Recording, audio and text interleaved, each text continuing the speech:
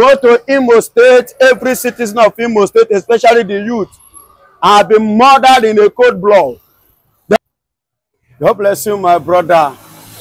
It is quite unfortunate that we have cowards in the southeast in a leadership position who seems not to understand the handwriting on the wall.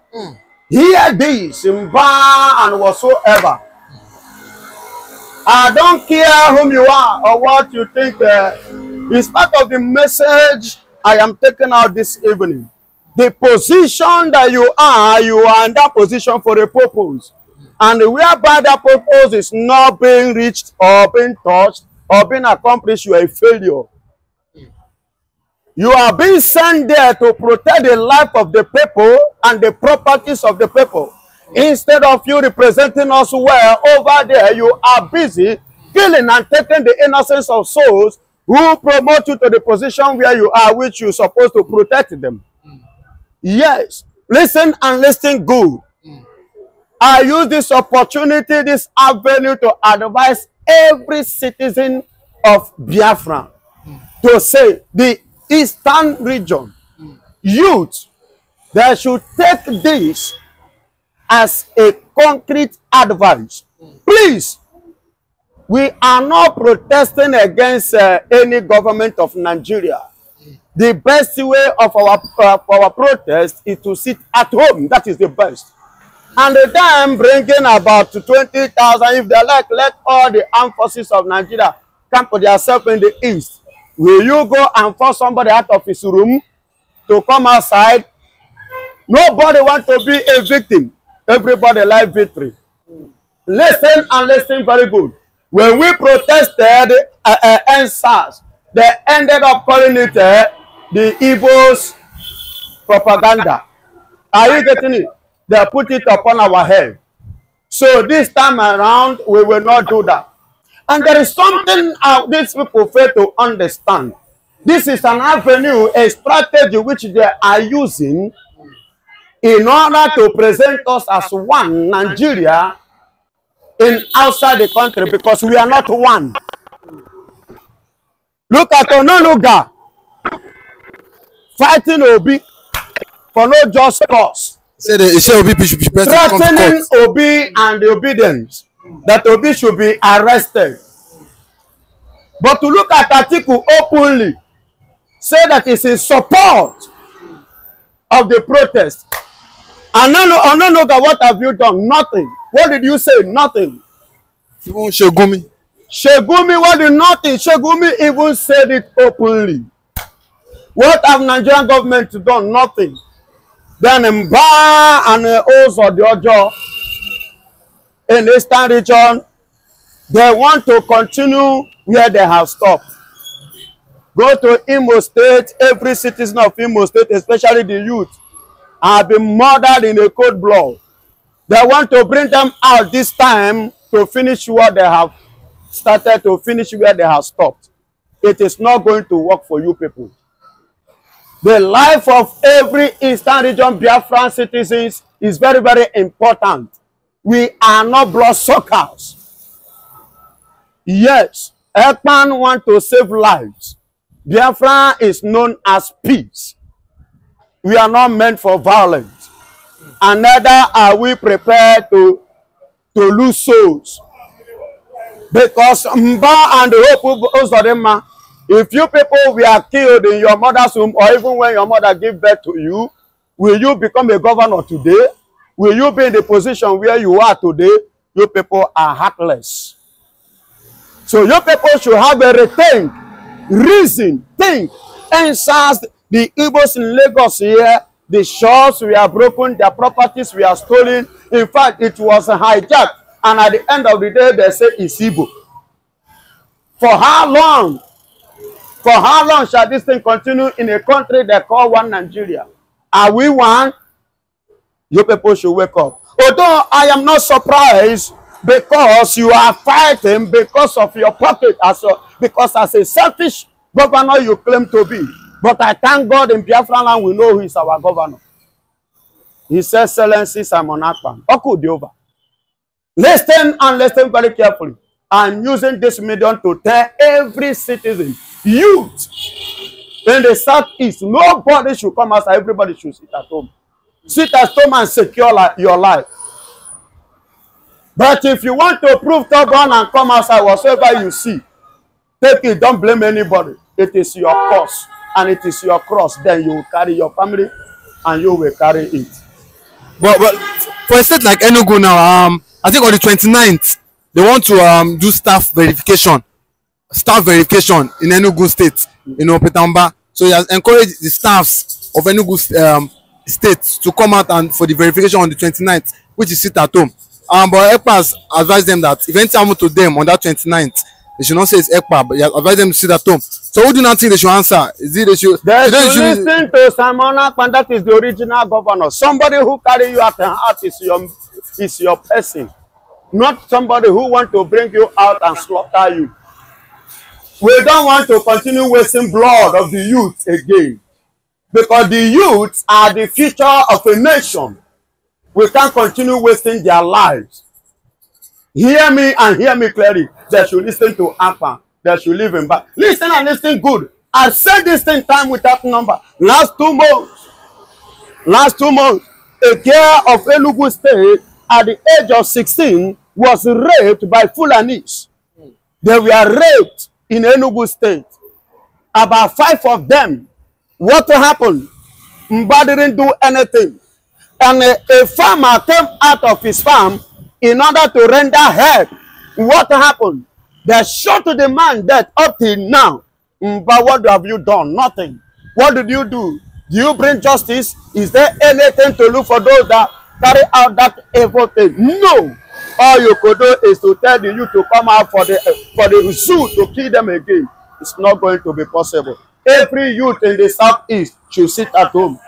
Like here in Lagos, I, my very self, I am sitting at home. I'm not coming outside. I don't have business with them. We have already have business. We will face our business and finish it. Face our business and finish it. Yes. Simon Ekpa is trying to come into what is happening in Nigeria today, because each and every time they want to have protests, they will say na Igbo. That's why Ekpa is like warning Mbah, Mbah in Enugu State. To stay clear, comes that protest that day. They are going to protest. I don't know what I understand. Because Fulani soldier, Fulani military, the Arab in the military, they will use that as excuse and shoot Igbo man, begin to kill all those public office holders. There's a verification. Verification on for the staffs on different ministry in Enugu State on the 29th. So, but Ekpa has come out and now warn, the Biafrans, that they should stay clear and not come out on the 29th of July, on the day of protest, that if anything should happen to them, that they should not put it on Ekpa, that Mbah should be held responsible. Yes, Mbah is luring Igbos out. Mbah that already has alliance with Fulani, and he gave them land in Enugu. Fulani are clean Enugu people. That's good for Enugu, because they understand like horses, Malu. Yeah, that's the kind of brain they have. Nigerians are refraining. Other state governors are refraining, retracting from doing that. Mbah did it because he's an Enugu man. Obeisi. Nukuisi. Nukuisi abu Nuku brain. Mbah is just doing what the Igbos don't like because he's from Enugu. That's the Enugu man for you. So that day, if you lure civil servants out to go to offices, whatever they see, they should take it. Because I know that 29th, I think, that 29th should be Monday, I think, or Tuesday. Whatever, but protest should go on that day. I think it's on a Monday. I heard. That's on Monday. If you lure them out, if whatever they see, they should take. Because Enugu people, they don't hear. Monday is the Fulani reintegrated them. They are mixed up in the house, Enugu State House of Assembly. Yeah, there are Fulani there. They intermarry. Those are fake Igbos in the north. They don't know what they are doing because they are more. That's what I call them. I thank God that Anambra State has separated from them. But you go on and implement it as he said. Whatever they see that day, they should take. All I know is that the protest should go on against bad governance, bad government, bad economy, hunger. They should what? ban Tinubu, Jagaban should be subjected to serious ban that day. Recklessness of the judiciary, recklessness of the lawmakers, legislative. That is what brings about the indifference in the executive department. They are too indifferent, too careless. They don't care. Because the whole organs of government, the legislative, the executive, and the judicial, they are cooperating, working together with the executive to what? To suffer Nigerians. In the Western world, there are different departments. They work to outsmart each other. But in Nigeria, they gang up as what? Group of what? Thieves. Yes, that's what they are in Nigeria. Instead of Congress, that's lawmakers working hard to outsmart, to better the citizens, for the citizens to hail them. These lawmakers are doing well. They are working. They are conniving with the legislative to embezzle. That is what is going on in Nigeria. These are three organs of banditry, three organs of armed robbery, three organs of looters.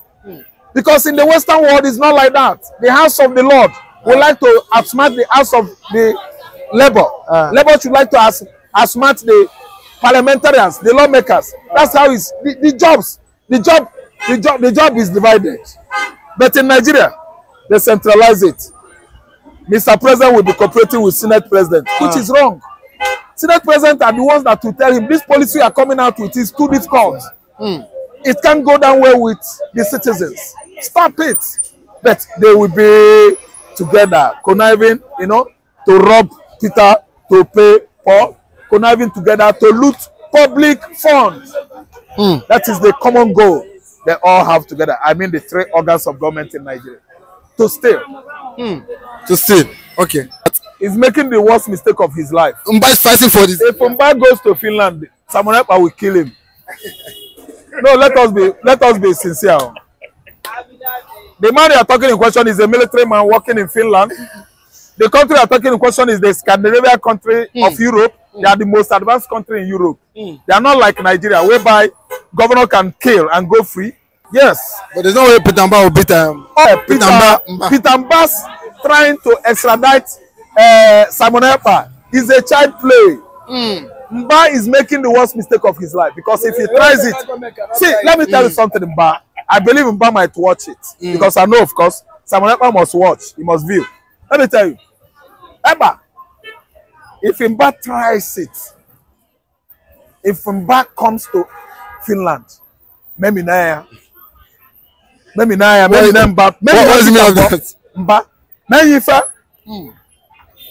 Obia Finland, Nigeria, though he will never dare do that. But he's serious. I know that the guy is serious. Yeah, a conference. Ekpa you are talking about is a military man. The kind of military man Ekpa is not Nigerian military. Nigerian military, they enter bar, they take beer, they take trophy, they drink, they can do anything. This man is from a sanitized society. Finland work hard to separate themselves from Russia. Don't you think that Finland is a strong country? Finland, they are Scandinavians, most advanced country in Europe. Finland got her independence in 1956 from Russia, USSR. From 1956 back to the days of USSR, Russia, Finland were in control. Russia was in control of Finland, just like Biafra is in control of this rubbish country called Nigeria. So Finland worked hard. They agitated for their freedom. They got their independence. They separated from Russia and they fought. So that's why Finland is regarding Biafra. They don't play with Biafra. Finland starved their children in 1967, 68, 69. Denied them school fees to feed Biafran children that were suffering from Kwachoko. That was Russia. Nigeria as a country is history blind. Nigeria is suffering from history blindness. That's why they don't know that all is well with Simon Ekpa in Finland. Yes. Simon Ekpa is well protected, fortified by his host country, Finland.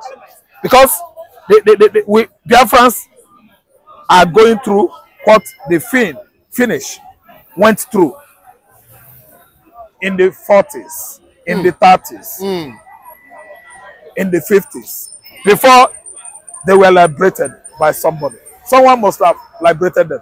So what Ekpa is fighting is for emancipation of Biafra as a sovereign state. And Finland as a country, they support him. Now, as I'm talking to you, Finland has given him citizenship since he went there on scholarship. He worked as a military man there. So I don't know why these people that are history blind are still hammering and harping for Finland extraditing Ekpa. Kenya that are orchestrated the abduction of Nnamdi Kanu. Kenya has never been free. No, they have never come out free from that case. Well, they are trying to instigate another trouble for Finland. Finland knows the law. You cannot just bring somebody down.